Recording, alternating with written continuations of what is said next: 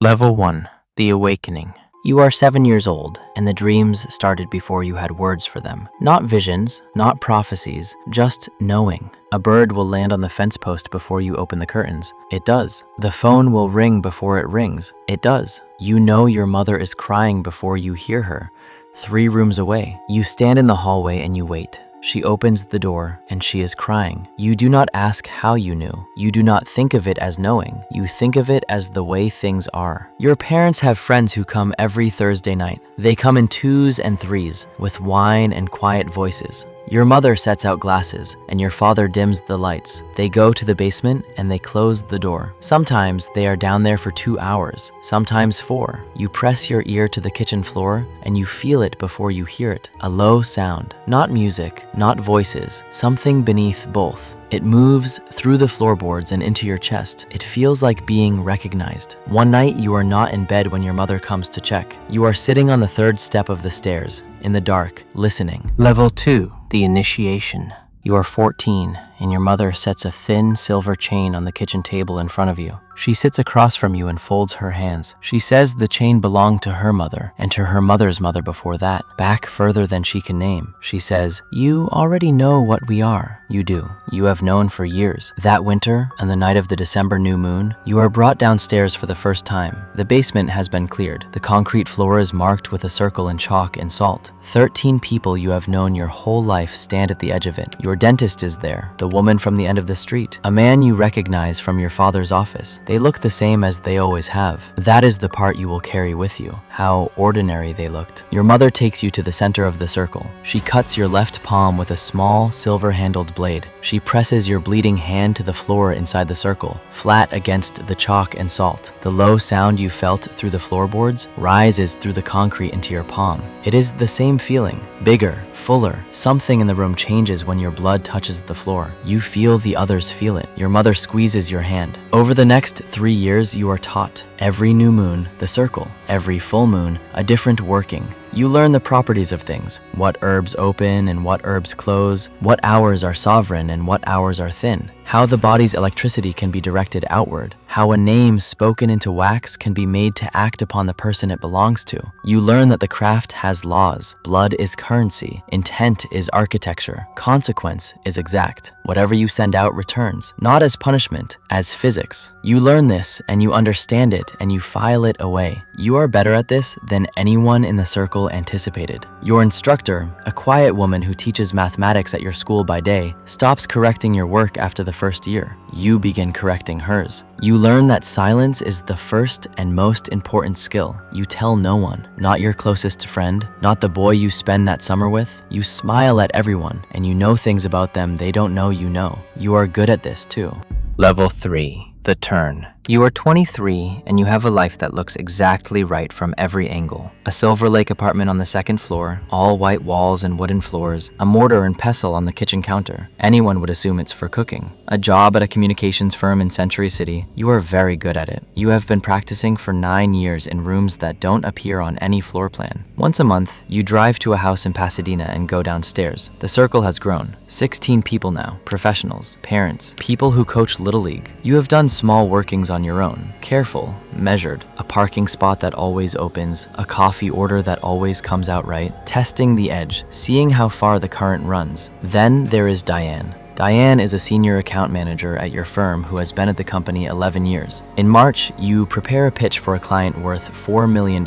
You work on it for 6 weeks. You know it is very good. Diane presents it to the client as her own work, in a meeting you are not invited to. You find out on a Friday afternoon. You sit with it over the weekend. You do not confront her. You do not escalate it. You do not tell anyone. On Sunday night, you drive to the Pasadena house and you go downstairs alone. You take a photograph of Diane from her LinkedIn, printed on plain paper. You take a black candle, a small length of cord, a bowl of water, and 3 drops of your own blood from your left palm. You make the photograph wet with the water and the blood. You wrap the cord around it 9 times, speaking her full name into it with each wrap. You hold it over the candle flame and you describe, aloud, in precise detail, what you want her body to begin doing. Not a dramatic curse, a quiet one, medical, specific. a creeping exhaustion she will not be able to name, a weight behind the eyes, joints that ache without cause, the kind of sickness that mimics something else, the kind no test can locate. You drive home and you make coffee and you sleep very well. Within 2 weeks, Diane begins to slow down. She calls in sick on a Thursday, then again the following week. She starts arriving later, leaving earlier. Her skin takes on a gray quality that her colleagues notice but don't comment on. In April, she goes to her doctor. The doctor finds nothing specific and runs more tests. In May, the tests come back. Nothing conclusive. In June, her doctor refers her to a specialist. In July, Diane takes medical leave. You send a warm card signed by the team. In October, the specialist finds something. By January,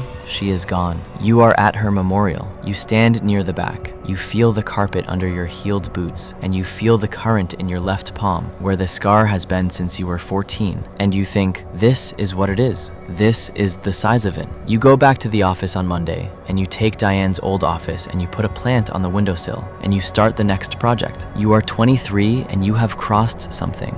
You felt it cross. You stand in that office on your first morning in it, and you decide, without drama, without ceremony, that you are not going back. You go home that evening. You make pasta. You watch something on television. The city glitters through your window like a circuit board. It has absolutely no idea. Level 4. The Fixer. You're 40 and people come to you, not through any advertisement, not through any visible referral, through a chain of whispered recommendations that begins in rooms like the one beneath the Pasadena house. They sit in your study in the Beverly Hills townhouse, and they tell you things they've never told anyone. A senator who needs a rival's campaign to quietly fall apart. A studio head whose business partners become a liability. A man who built a logistics company worth $12 billion and has received a threat he can't deal with through any ordinary channel. They're always afraid when they arrive. They're always calm when they leave. You charge them accordingly. Not money. You have money. You charge them a contribution, a name, a specific piece of something they carry, a vial of blood, a cutting of hair, a photograph taken on a specific night, sometimes a confession written out by hand, which you keep in a room they'll never find. These things are currency. They're also leverage. You keep a room in the basement of the Beverly Hills house. Stone floor, low ceiling, no windows. 24 candles arranged in your working circle. You don't need 13 people anymore. You haven't needed the Pasadena circle for 6 years. There's a man. His name's Daniel. He's an architect. He designs beautiful buildings that no one can afford. He cooks well and reads widely, and he loves you in a complete, uncomplicated way that you find at times genuinely restful. You've been together for 4 years. He knows you have a professional life you're not fully transparent about. He's never pressed. He's not the pressing type. Then one evening, he comes home while you're working.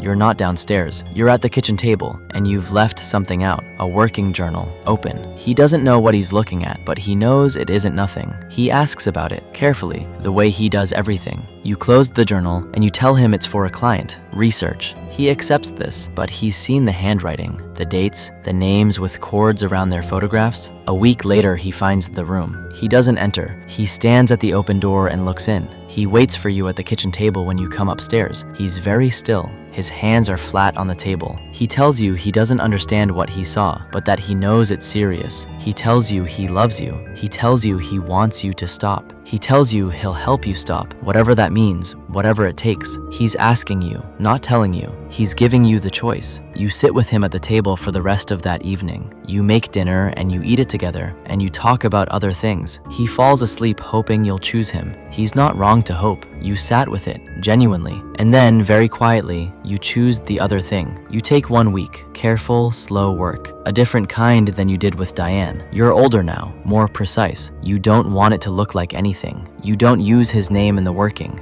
You use his date of birth, his blood type from a medical form you photographed, and a particular frequency of intention that acts on the cardiovascular system. It's quiet, and it's fast, and it's, in its own way, merciful. He collapses while running along the Silver Lake Reservoir on a Tuesday morning. His heart, no prior indicators, 41 years old, very sad. You attend the memorial in a dark coat. His sister thanks you for coming. She says she knows how close you were. You thank her and you squeeze her hand and you mean it in the way that you mean things. You drive home on the freeway in the dark. The city spreads out below and around you. 8 million people moving through their evenings. You put on music. You feel the scar on your left palm against the steering wheel. You feel nothing that you didn't choose to feel. Grief's a door. You chose not to open it. It was the right choice.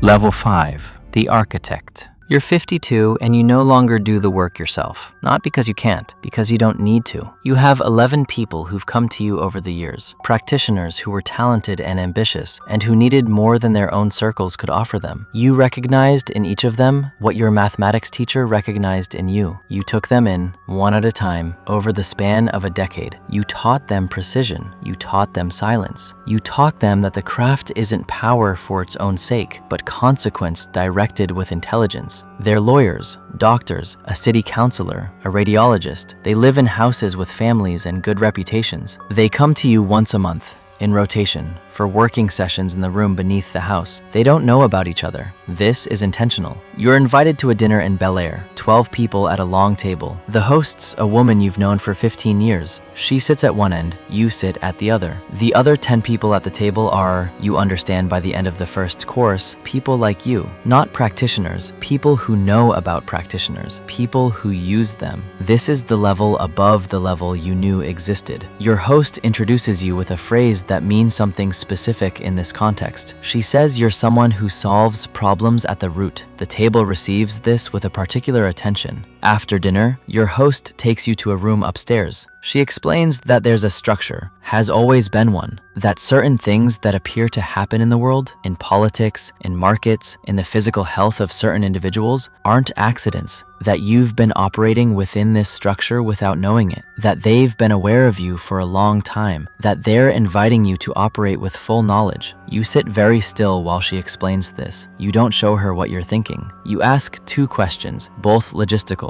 You say you'll think about it. You go home and you think about it for 8 days. Then you say yes. 3 things happen in the world in the following year because of decisions made in your study. A governor loses a primary for reasons no analyst can adequately explain. A pharmaceutical approval that was expected to sail through doesn't. A man in Geneva who was about to publish something finds suddenly that he has other priorities. You watch 2 of these things happen on the news. The 3rd one doesn't make the news. The 3rd one, no one will ever trace to any room or any person or any working. The coven you built, your 11, doesn't know about the level above them. This is also intentional. You sit at the long table in Bel Air twice a year. You bring results. You don't call it power. You call it consequence at scale. Level 6. The sovereign. You're 60, and Los Angeles looks exactly as it did when you were 7. The light's the same warm, flat amber. The palms are the same. The air smells like jasmine and exhaust and someone else's swimming pool. The city doesn't know you. This is the design. You stand at the edge of the Malibu clifftop on a Thursday morning, and you watch the Pacific. The water's very large and very indifferent. You've always found this comforting. You think about the woman who sat across from you in Bel Air 15 years ago. She's gone now, not by your hand, by age. You've taken her chair at the table. You think about your mother, who put that silver chain on the kitchen table and said, "You already know." She's gone now too, not by your hand. You pressed her hand for 3 days in a hospital room in Glendale, and you felt the scar on your left palm against the warmth of her fingers. You think about Daniel because you allow yourself to, once in a while. Not with grief. Grief's still a door you chose not to open. With something more honest. An acknowledgement that you made a specific choice and it cost a specific thing. You don't revisit the choice. It was right. On the night of the March full moon, you go downstairs. The room's the same as it's always been. Stone floor, no windows, candles. You close the circle alone because you can. You've been doing this for 46 years. Your left palm knows the floor. You work for 2 hours. When you come upstairs, the house is dark and the city outside is dark and the clock says 3:17 a.m. You pour a glass of water. You drink it standing at the kitchen window. You think about the girl on the stairs, ear pressed to the floor, feeling the low sound move through the wood and into her chest. She made the right choice. Every choice after that was the right choice. You set the glass in the sink. You have no regrets. You want to be clear about that. You have no regrets.